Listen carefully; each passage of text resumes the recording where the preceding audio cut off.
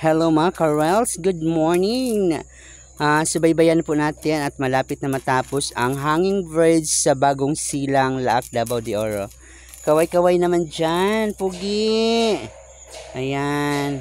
Hindi basta-basta gamit nila, from Japan talaga itong materials para daw pulido forever. Hindi to tulad dati na parang marami ang binulsa kaysa materials. Ay, ano kaya to? Hi Pogi. Good morning. Ano nga pangalan ng foreman dito? Si Foreman Bahaw. Bahaw. Kaluluto pa lang na bahaw na. Bahaw. Wow. Hi Bahaw. Yan. Ilang sandali na lang mga parikoy. Na matapos na. Matapos na gito. Ay, nakakaloka to. Apamli kong gamit dito. Hi.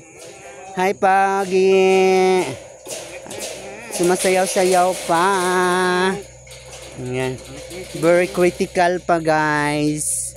Ayan na po si Bahaw. Papunta na po rito, guys. Ayan, di basta-basta po ang gamit nila. Mas mataas to kaysa dati. Ayan na si Foreman. Parating na. Hi, Pugi. Kaway-kaway naman dyan, Pugi. Ayan. Maglitson kami mamaya. Ayan na po si Foreman. Foreman, bagong loto. Bahaw na. Galing-galing. Ayan guys, ang taas oh. Wag lang kayo tumingin sa baba.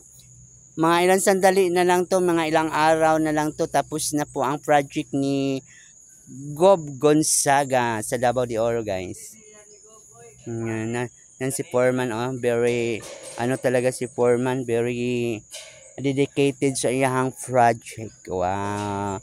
Maraming salamat at abangan nyo po ang sunod natin mga vlog. Kasama pa rin si Miss Palaka. Dito lang po si Foreman Bahaw.